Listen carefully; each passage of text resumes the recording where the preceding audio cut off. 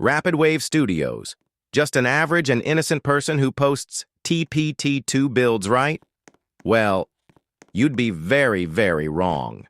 In today's video, I will be explaining why he is one of the worst TPT2 Roblox YouTubers, and it all started with a blueprint.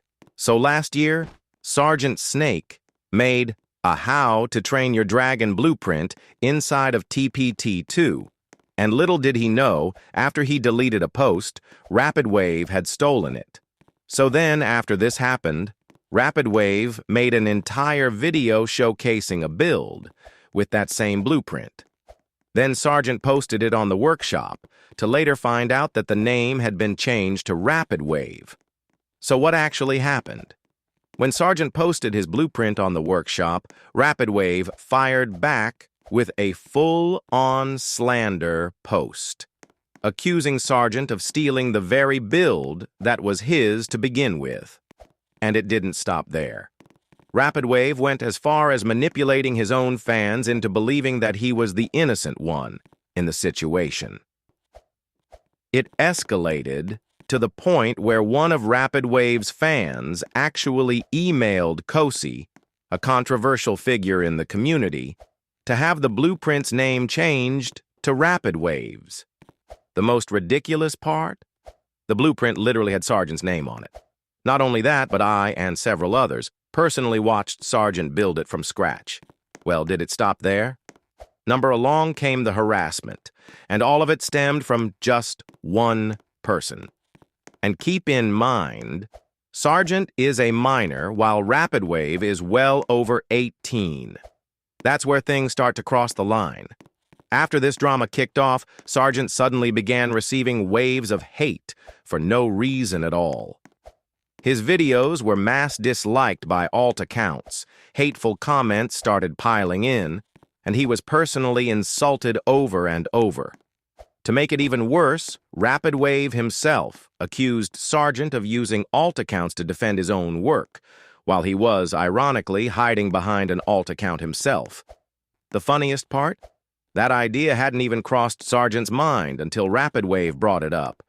And when you actually look at the accounts, most of them are from entirely different countries. Now, after all this, Sergeant went on to compete in Gorla's build battle. For the competition, he simply recreated a blueprint. He didn't steal it, he didn't use someone else's. It was his own recreation. But then, out of nowhere, an account called Hasbullah showed up. Here's where things get interesting. Hasbullah is almost certainly an alt of Rapidwave. Why? Well, first off, they type exactly the same way. Second, they're always online at the same time.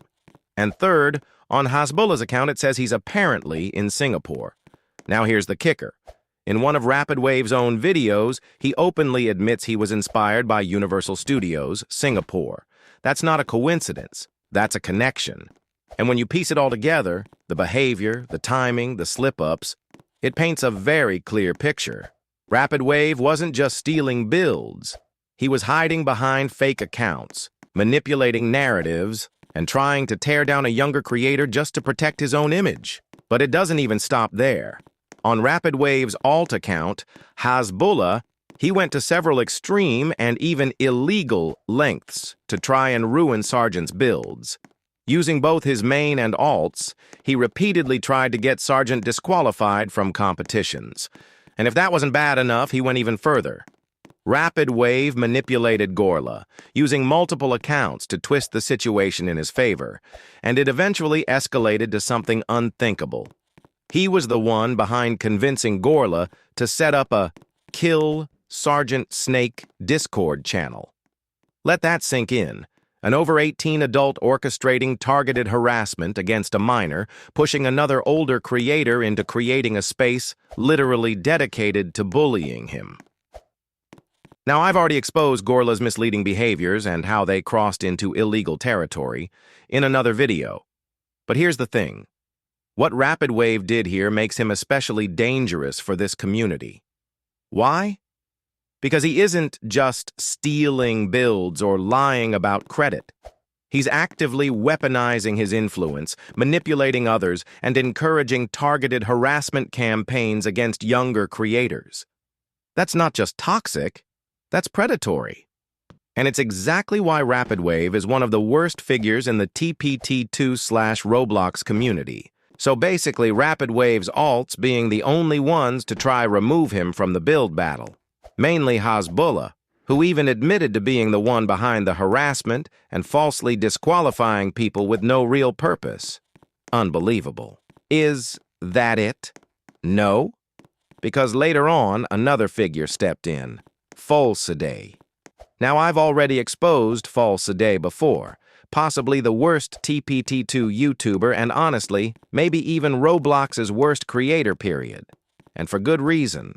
We're talking about someone who's made countless slanderous claims, uploaded a full video attacking Sergeant, engaged in blatant discrimination, orchestrated massive harassment campaigns, and even went so far as to send pornographic content from his alts.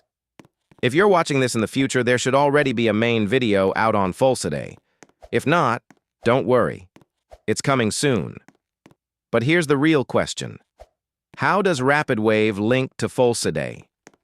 Well, just like with Gorla, the connection becomes obvious when you look closer. Both Rapidwave's and Falsiday's alts were caught defending that slanderous video against Sergeant. Not only defending it, but also leaving mocking comments and fueling the harassment. So, not only was Rapidwave stealing builds, manipulating people, and orchestrating harassment on his own, he was now actively aligning himself with another one of the worst, most toxic figures in the entire community. Rapidwave was not only fueling Falsiday's behavior, he was participating in it. Now then, let's talk about Hasbullah again. Rapidwave's alt. This account went on to make hundreds of posts and comments, not just on Rapidwave's channel, but on other creators as well. And what were these posts? Nothing but constant slander, mocking remarks, and straight-up rude comments targeting Sergeant's builds. Think about that for a second. The sheer amount of time and effort it takes to do that, setting up alts, tracking posts, leaving endless toxic comments. It shows a level of dedication that's not just petty, it's obsessive. And that's the real problem, because when someone is willing to put that much energy into trying to tear another creator down, it stops being drama and starts being harassment. It poisons the community, discourages creativity, and creates an environment where younger or newer creators feel unsafe sharing their work. Rapidwave wasn't just defending himself. He was actively investing time into destroying someone else's reputation. And that's why this behavior is so dangerous. There have also been countless other claims against Rapidwave, being rude to people in the community and even buying views on his own channel to inflate his popularity. But here's where it gets truly ironic. Recently, Rapidwave entered Thymon's build battle. Now, at first glance, it looks like just another attempt at clout. More fame, more recognition, more chances to turn bigger creators against Sergeant. But the most ironic part? Rapidwave literally received help with his builds, and then took full credit for them. Which begs the question, is there really just one person behind this account? Or is there more going on behind the scenes? And apparently he even used his previous builds. The irony in all of this is almost unbelievable. Rapidwave spent so much time falsely accusing Sergeant of cheating in build battles, slandering him and weaponizing alts to tear him down. Yet when he entered another build battle himself, he was the one who actually cheated. He accepted help on his builds, took full credit, and walked away without a hint of remorse. That double standard shows his entire narrative was never about fairness or integrity. It was about control. And that's what makes it so damaging to the community. When someone cheats, lies, and manipulates with no accountability, it sets a toxic precedent. That clout matters more than honesty. That harassment wins over creativity, and that anyone smaller or younger can be crushed if it benefits someone bigger. Rapidwave isn't just breaking rules. He's breaking trust, and that's what tears communities apart.